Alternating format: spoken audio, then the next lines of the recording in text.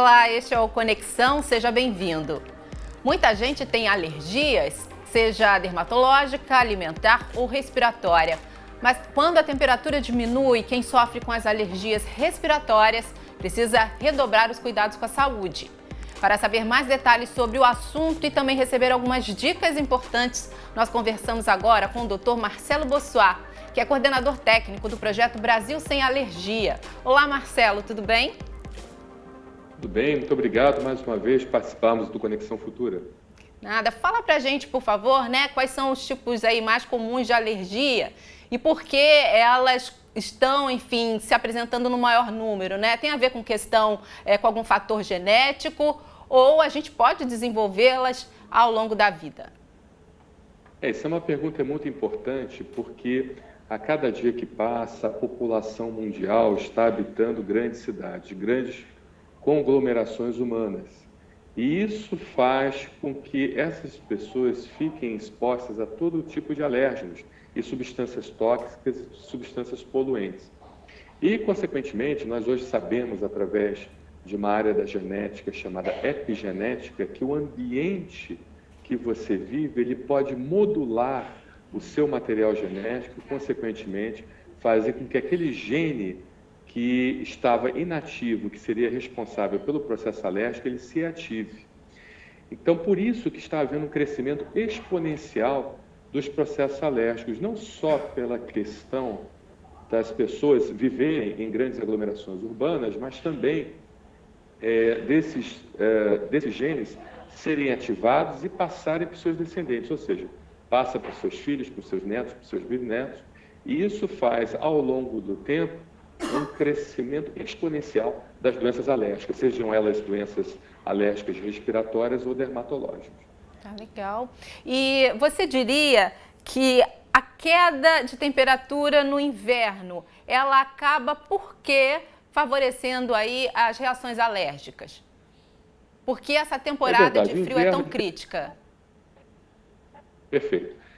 O inverno ele tem algumas características interessantes. Primeiro que no inverno chove, aqui no Brasil, tem uma diminuição do índice pluviométrico. Então, consequentemente, o ar fica mais seco.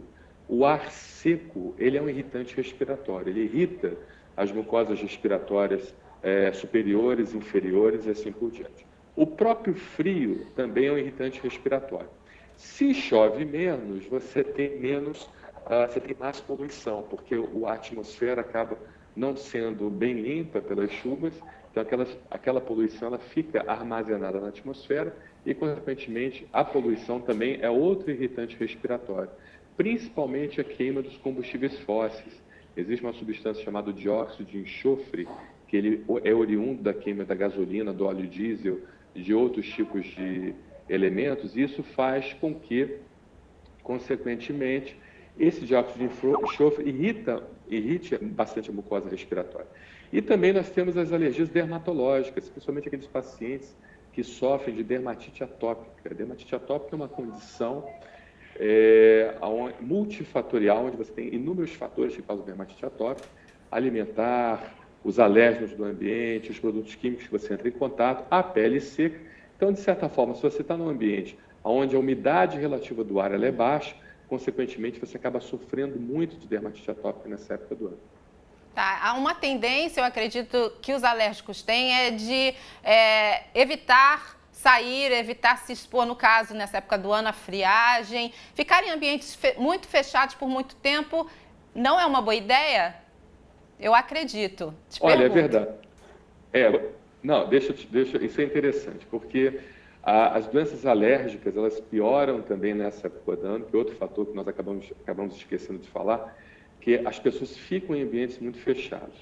Isso não é bom, tá? É melhor que a pessoa realmente tente evitar os ambientes fechados nessa época do ano, porque não há uma reciclagem adequada do ar, existe uma concentração maior de alérgenos dentro de ambientes fechados e, consequentemente, também os vírus e bactérias que ficam dentro desses ambientes, eles acabam atingindo mais esses pacientes.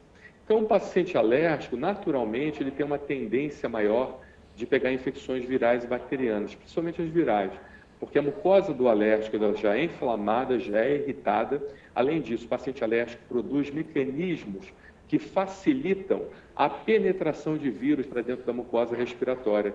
Então, isso acaba causando quadros infecciosos respiratórios, inclusive a própria meningite. Essa época do ano é uma época onde a gente tem um aumento da incidência dos casos de meningite, principalmente aqui no Brasil e na América do Sul, no Hemisfério Sul, de certa forma. Pois é um perigo, a gente realmente precisa ter cuidado. E quem é alérgico respiratório também ainda pode desenvolver a chamada dermatite de contato. O que é isso? Não, o que acontece? Existe a dermatite atópica e a dermatite de contato ou eczema de contato, que são entidades completamente diferentes.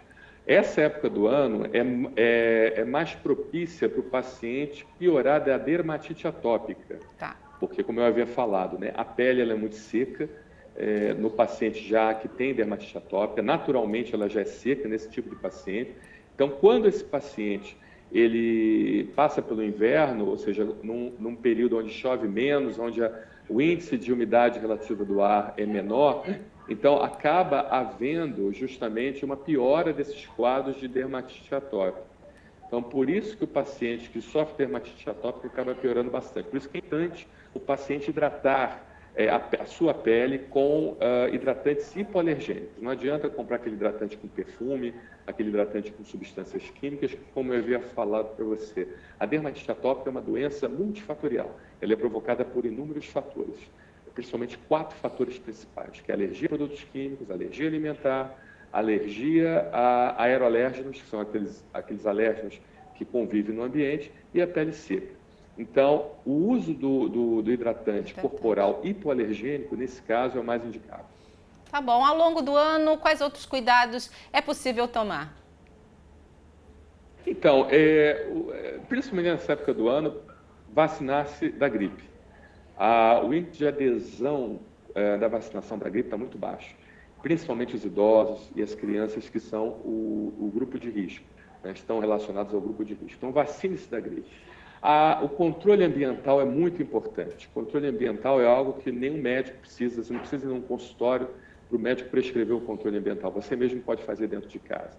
Então, retirar tapete, carpete, cortina, edredom, bicho de pelúcia, forrar o seu colchão e travesseiro com material impermeável do tipo napa, porque nós passamos 1/3 das nossas vidas sobre o colchão e travesseiro, respirando aquela poeira que fica acumulada no colchão e travesseiro e, principalmente, aquela pele mofada e descamada que nós colocamos sobre o colchão e travesseiro. Quando nós deitamos o colchão e travesseiro, a gente roça no colchão e travesseiro e a nossa pele descamada, consequentemente, entra no colchão e travesseiro e serve de alimento para o ácaro e para o mofo.